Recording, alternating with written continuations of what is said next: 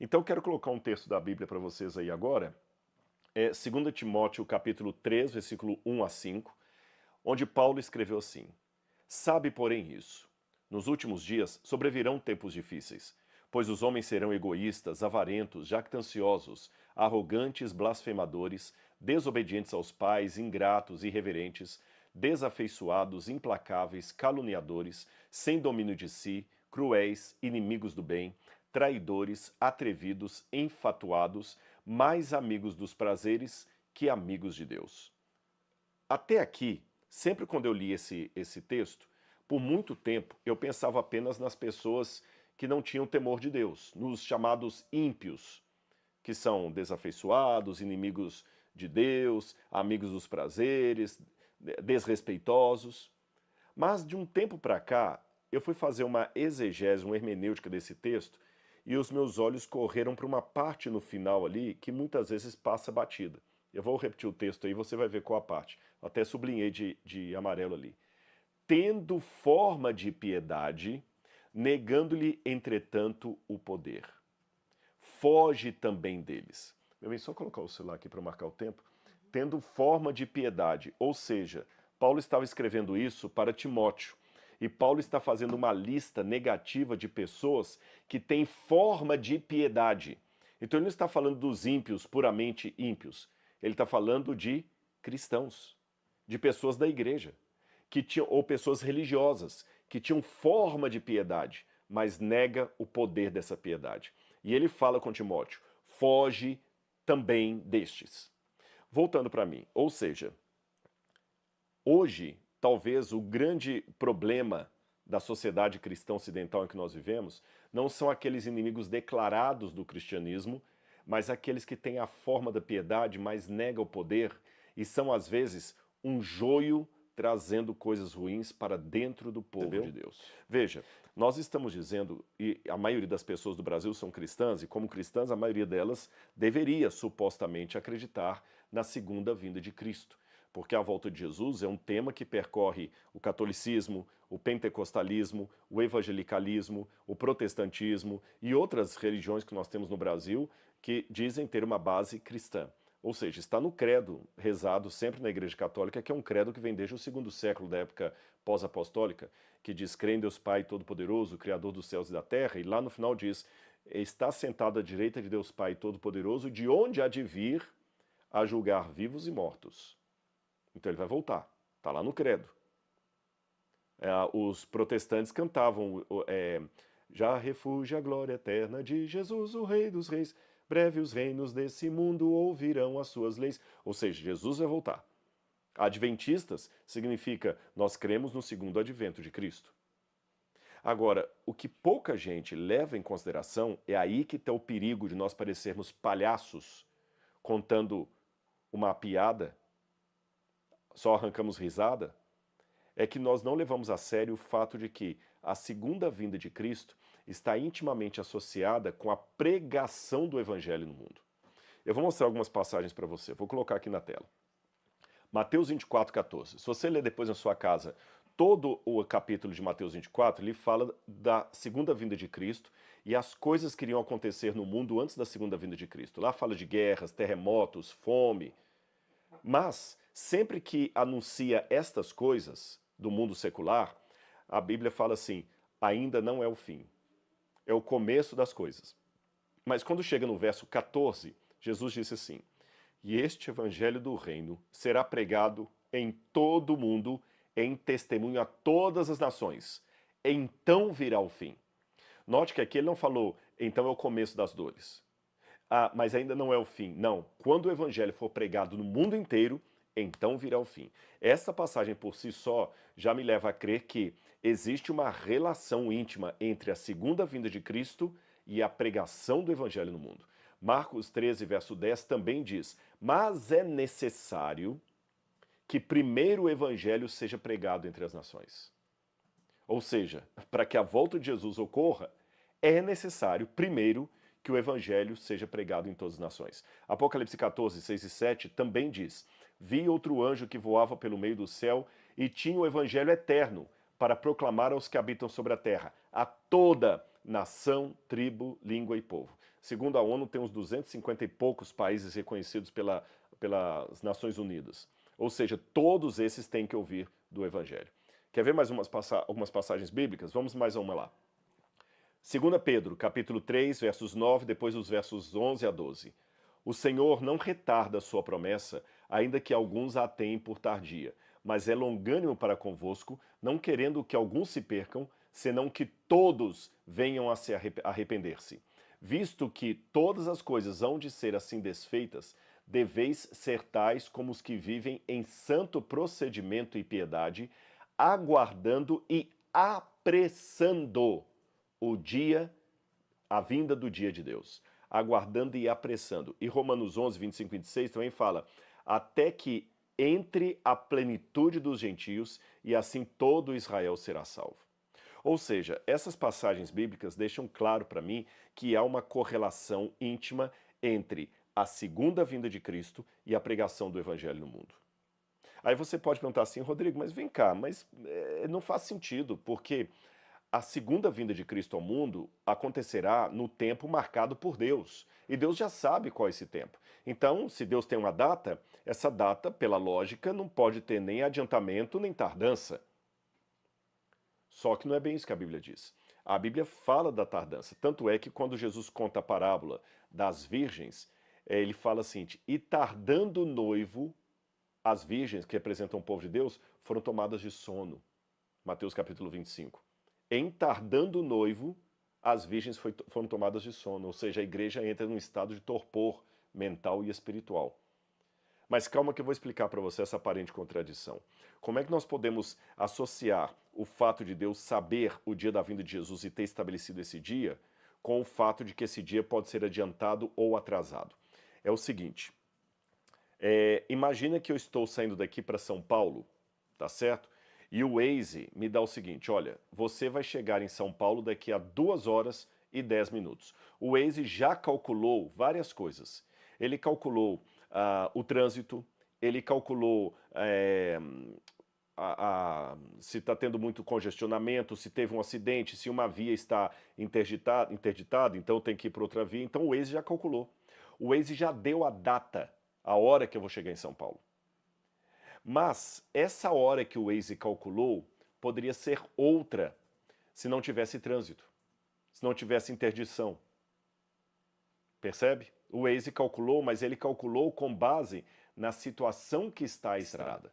Assim também é com relação à volta de Jesus. O Waze de Deus sabe o dia da volta de Jesus, que eu não sei, Deus não revelou, mas vou criar aqui. É como se Deus falasse assim, o dia da vinda do meu filho será dia 28 de fevereiro de 2028. Tá certo? Mas esse dia poderia ter sido antecipado se a igreja tivesse feito a parte dela e terminado a obra do Evangelho. Quer ver mais 2 passagens que corroboram para isso que eu estou dizendo para vocês? Primeiro é a própria ordem que Jesus deu em Mateus capítulo 28, 18 a 20. Ide, portanto, fazei discípulos de todas as nações e batizai-os em nome do Pai, do Filho e do Espírito Santo. E eis que estou convosco todos os dias, até a consumação dos séculos. Veja bem, a consumação do século é o fim dos tempos. É a segunda vinda de Cristo. E ela está intimamente ligada com o ide. A outra passagem, Lucas capítulo 24, versos 46 a 49, Jesus também colocou, e em seu nome que se pregasse o arrependimento e a remissão dos pecados a todas as nações, começando de Jerusalém. Então essa era a norma de Cristo, pregar o evangelho em todo o mundo, a começar de Jerusalém. E aí eu pergunto, como é que nós vamos terminar a obra do evangelho? Então, se existe uma associação entre a segunda vinda de Cristo e a pregação do evangelho, não vamos terminar nunca? Calma, nós vamos terminar e você vai me ajudar. Eu vou te explicar como, tá bom? Até o final. Agora, quando eu vejo esse número tão grande de pessoas que nunca ouviram falar de Jesus, eu me lembro de um texto que está em Mateus capítulo 8, versículo 27. Marcos, aliás, 8, 27, vou colocar na tela para vocês aí, onde Jesus perguntou aos discípulos, quem dizem os homens que eu sou?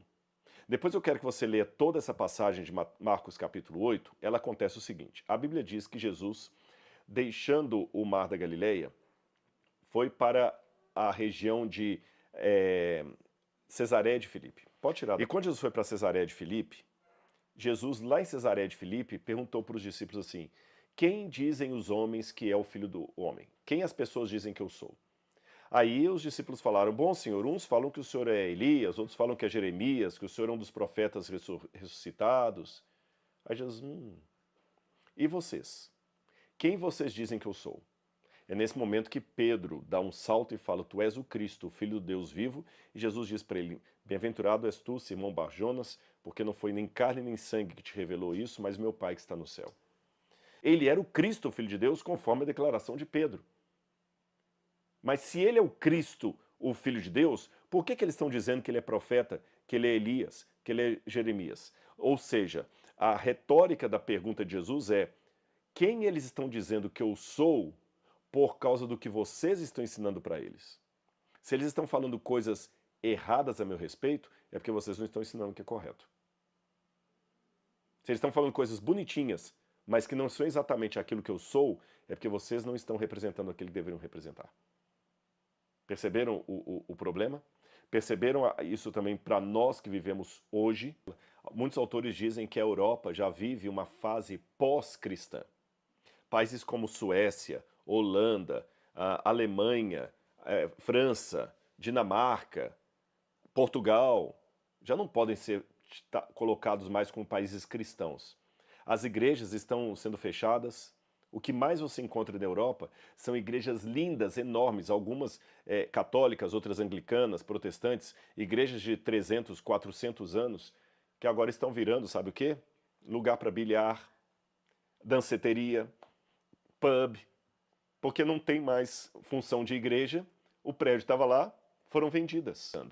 Aí vem aquela famosa frase, que não é lenda urbana, onde Gandhi teria dito, Mahatma Gandhi, eu não sou cristão por causa dos cristãos. Imaginem se a igreja tivesse acolhido Gandhi quando ele chegou ali, abraçado sem preconceito, ele tivesse se convertido, batizado em nome de Jesus.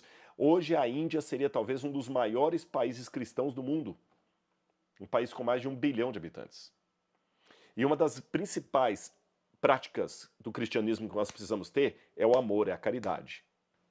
E eu vejo as pessoas até falam, a caridade tem que fazer, mas a mesma Bíblia que ordena praticar a caridade, ordena pregar o evangelho. Então se você prega o evangelho, mas não pratica a caridade, você está sendo um avião querendo voar com uma asa só. Se você pratica a caridade, mas não prega o evangelho de Jesus Cristo, você está do mesmo jeito, é um avião maneta ali, um avião que não, sabe? Caridade e evangelho são duas asas do mesmo avião. Se faltar uma, ele não decola, ele não levanta voo. Você conhece alguém que foi criado com você num berço cristão e hoje já não vai mais à igreja? Tem um livro aqui que eu sugiro que vocês leiam, principalmente os pais, Geração Perdida. Por que os jovens estão abandonando a igreja e repensando a fé? David Kinnaman, que é o presidente do Pool Forum dos Estados Unidos, ele diz que cerca de 95% dos jovens que cresceram em igrejas cristãs abandonam o envolvimento ativo com a fé entre os 15 e 29 anos. Quase 60%. 1 em cada 4, 25%, se tornam ex-cristãos declarados. 2 em cada 3, cerca de 64%, interrompem a frequência regular à igreja por pelo menos um período significativo da sua juventude. E isso tem coincidido nos Estados Unidos com dois fatores. Sabem qual? Perda de relacionamento com a Bíblia. Por exemplo, nos Estados Unidos, mostrou que a geração Z, apenas 9% dos adolescentes hoje são comprometidos com a Bíblia, e cerca de 47% deles eram designados como desengajados da igreja. O estudo também descobriu que adolescentes da geração Z eram mais propensos do que as gerações mais velhas a se identificarem como ateus, 35%. Antes era desviado, né? Agora é ateu. E você está achando que eu só estou falando de realidade americana? Vou mostrar dados do Brasil também que vão estarrecer você. Assim, eu ia falar de dois, né? Eles estão notando que essa queda na igreja está vindo junto com dois fatores que eles acham que estão interligados. A perda de relação com a Bíblia Sagrada e o aumento da delinquência nos Estados Unidos. Eu vou mostrar para vocês dados do Brasil. De acordo com o IBGE, pode colocar aí na tela, em 2010, 65% da população brasileira se diziam católicos. Em 2022, esse número caiu para 56%. Os evangélicos em 2010 eram 21%, em 2002 subiram para 26%. Aí os evangélicos vão bater palma e falar: "Ei, estamos ganhando da igreja católica". Gente, isso aqui não é corrida de carrinho de rolimã, não. Eu estou falando de algo mais sério. Sabe por quê? 2 motivos. Letra A. Embora os evangélicos tiveram um acréscimo de 5,3% pontos percentuais, os sem religião aumentaram também de 7,9% para 9% da população brasileira que falou não tem religião nenhuma. E mais, antes que os evangélicos batam palma aí, olha o que está acontecendo também com os evangélicos. Prática da oração diária. 40% apenas tem prática de oração diária. Enquanto os adultos, idosos com religião, 94% têm uma fé viva na prática, os religiosos sem prática regular da fé são 50%. E os evangélicos que frequentam semanalmente cultos, não show, não é show gospel não, estou falando culto, 45%. Então o que adianta ter subido e bater palma contra os católicos, sendo que desses evangélicos que subiram, apenas 40% seguem regularmente o culto da igreja. Quando eu falo culto mesmo. Não é assistir a banda, não é o louvorzão, não. É ir para a escola dominical. E dos católicos, apenas 8% frequentam a missa semanalmente. Olha como o evangelho de João começa a mensagem de Jesus. Diz que Jesus, como começou a pregação dele, ele foi para onde João Batista estava batizando. Por quê? João Batista era parente dele. Jesus começou com os seus. E quando João Batista batiza Jesus, o evangelho diz que no dia seguinte, João Batista pediu 2 dos seus discípulos, olha a intimidade, e falou para esses discípulos, um era André, o outro, o evangelho não conta o nome, mas muitos pensam que era o apóstolo João, e falou assim, olha, aquele lá, sigam-no. João Batista fez amigos para Jesus. Ele foi amigo de Jesus, aí ele chegou para os amigos dele e mandou que eles seguissem Jesus. Esses 2 amigos fazem amizade com Jesus. O evangelho diz que eles chegam para Jesus e Jesus, vendo que eles o estavam seguindo, né, perguntaram assim, o que vocês querem? Eu vou ler aqui, João capítulo 1, versículo 20 e 35. No dia seguinte, João estava outra vez na companhia de 2 de seus discípulos. Vendo Jesus passar, disse, eis o Cordeiro de Deus. Os 2 discípulos, ouvindo dizer isso, seguiram Jesus. E Jesus, voltando e vendo que o seguiam, disse-lhes, o que vocês estão procurando? Eles disseram, Rabi, onde o Senhor mora? Rabi quer dizer mestre. Jesus disse, venham ver. Eles foram, viram onde Jesus estava morando e ficaram com ele aquele dia. Ou seja, fizeram amizade. Depois que eles fizeram amizade, olha o que a Bíblia fala. André, um daqueles discípulos, irmão de Simão Pedro, ouvindo o testemunho de João e seguindo Jesus, encontrou primeiro o seu próprio irmão, Simão, a quem disse, achamos o Messias. Está percebendo o elo aqui? Olha, André foi falar para o irmão dele. No dia seguinte, Jesus foi para Galiléia e encontrou Filipe, a quem disse, siga-me. Ora, esse Filipe era de Betsaida, cidade de André e de Pedro. Percebeu? Você está notando os elos que vão sendo formados aqui? Jesus vai para um parente, que é João. João pega 2 pessoas que estavam próximas dele e chama para Jesus. Esses 2 levam os 2 próximos. Assim nós vamos fazendo uma rede de apoio. Aí você pode falar, Rodrigo, mas sabe qual é a minha dificuldade? Eu não consigo entender a Bíblia. Por que tanta gente tem dificuldade de compreender a Bíblia? Você fala assim, eu até estudo Bíblia comentada com você. Eu vou explicar uma das razões. E vou te dar outra receita. Olha esse mapa aqui. Aí você está vendo o mapa de Israel. Na parte superior você está vendo o Mar da Galileia. Está vendo aí? Na parte de baixo, o Mar Morto. Entre o Mar da Galileia e o Mar Morto tem o Rio Jordão. O Rio Jordão desce das colinas de Golã, do Monte Hermon, de Bânias, de Dan. O Rio Jordão desce e forma o Mar da Galileia. Depois que ele forma o Mar da Galileia, ele sai do Mar da Galileia, continua descendo e forma o Mar Morto. Só que ele não sai do Mar Morto para lugar algum. Ou seja, o Mar da Galileia recebe as águas do Jordão e as despacha. O Mar Morto só recebe e não passa para frente. Volta para mim. O Mar da Galileia, por receber águas e transmitir águas, ele é um mar vivo, ele tem peixe e foi palco de muitos milagres de Jesus. O Mar Morto não, ele só recebe. Não dá água para lugar nenhum. O nome já diz tudo, Mar Morto. Não tem nenhum peixe ali. Nenhum milagre de Jesus foi feito no Mar Morto. Qual a diferença dos dois? Um recebe e passa para frente. O outro só recebe. Você passa para frente o conhecimento bíblico que você recebeu ou você só recebe? Lembra que temos que dar o pão e o vinho. O pão e a palavra. Aqui. A receita é simples. Aliás, vou até mostrar para você, para terminar aqui, dois dados interessantes. Esse livro ele está em inglês, de Alan Lux. Alan Lux fez uma pesquisa, O Poder Curativo de Fazer o Bem.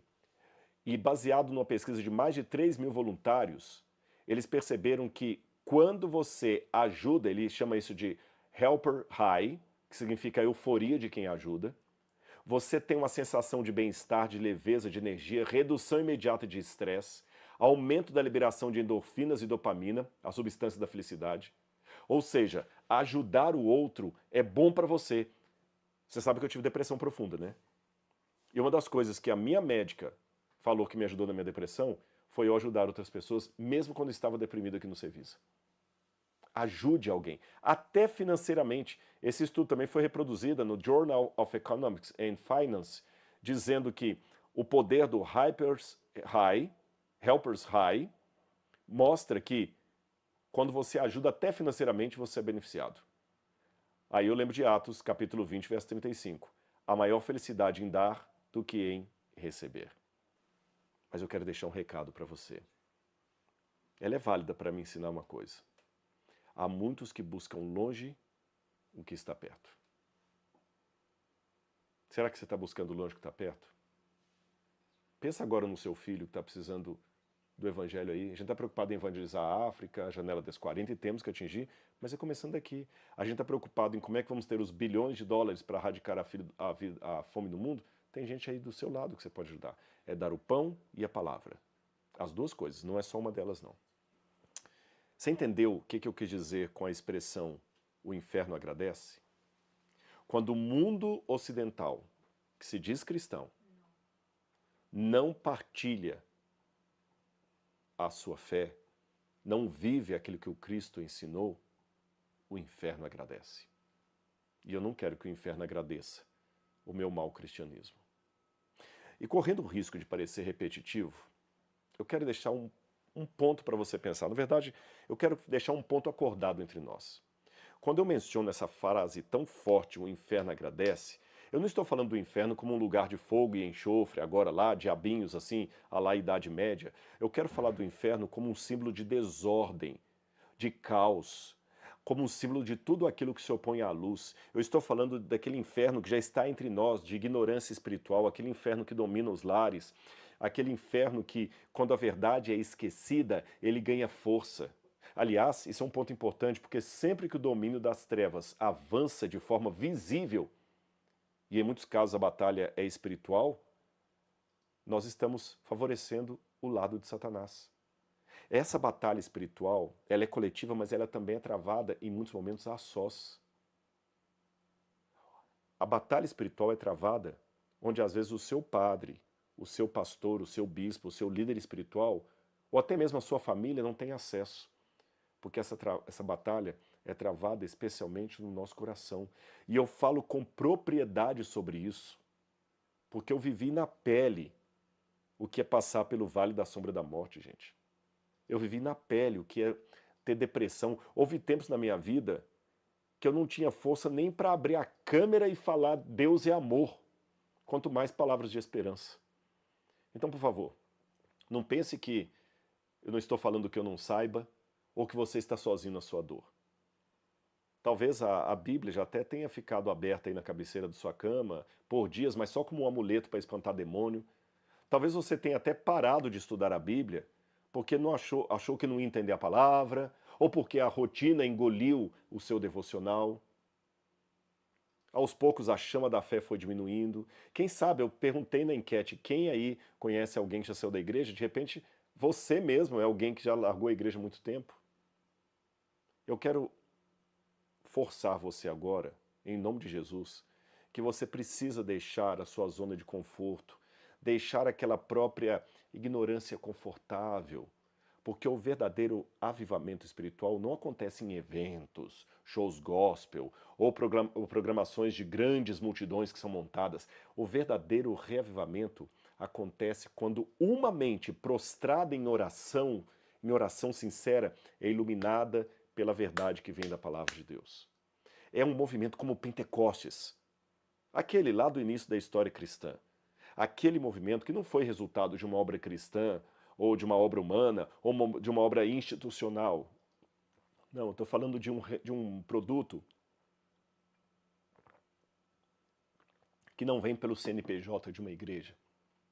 Ele é resultado de um relacionamento profundo e particular com Deus, mas aliado à vida em comunidade. Porque não é um cristianismo avulso, é um cristianismo em igreja, em comunidade. E sabe o que é mais bonito em tudo isso? Sabe o que mais me encanta? É que enquanto o inferno agradece pela inércia, pela estagnação, o céu, o paraíso, continua acreditando no milagre do retorno. Meu querido, ouça com carinho o que eu vou dizer agora. Deus nunca se cansa de recomeços. Deus não se impressiona com o tamanho da nossa queda, mas com a alegria do menor passo que você dá em direção a voltar para o caminho certo. Eu sempre digo que Bíblia não é para quem sabe. Bíblia é para quem tem sede de saber. E existe uma transformação reservada para quem escolhe ficar ao lado de Deus. Você não foi longe demais que o Espírito Santo não possa te alcançar. Senão você não estaria me ouvindo aqui agora. Gente, você pode ser um violino Stradivarius, mas se não tiver um músico tocando você, você é apenas um objeto. Então seja um violino, mas deixa Deus tirar uma bela canção das suas cordas. Deus em si mesmo se basta. Ele não precisaria da gente. Deus em si mesmo é único, mas ele preferiu contar conosco. Então, sendo assim, paradoxalmente, Deus não precisa de ninguém, mas ele se faz precisar de mensageiros, de instrumentos. A música é ele que executa. Mas há um vazio no coração do ser humano, no seu coração, que só Deus pode preencher. Eu digo até que é um vazio com forma de Deus. E nós vamos dar esse primeiro passo, de presente. Mas a responsabilidade de fazer esse presente chegar a quem mais precisa é sua. Perceba que ver 1 milhão de pessoas estudando a Bíblia diariamente não é um projeto meu. É um chamado coletivo de Jesus para todos nós. E você então faz parte desse chamado. Ele falou, ide, portanto, e pregai o evangelho a todo mundo. Ele não falou só isso para o Rodrigo Silva. Ele falou para todos vocês que estão me assistindo. E não se trata de alcançar alguém em outro continente, do outro lado do país, mas principalmente alcançar alguém que está perto, com um olhar de compaixão para o seu próximo. Aquele que, lá no íntimo, sabe que precisa entender com mais profundidade a palavra de Deus. Aquele que quer ter uma vida transformada, que está aí pertinho de você.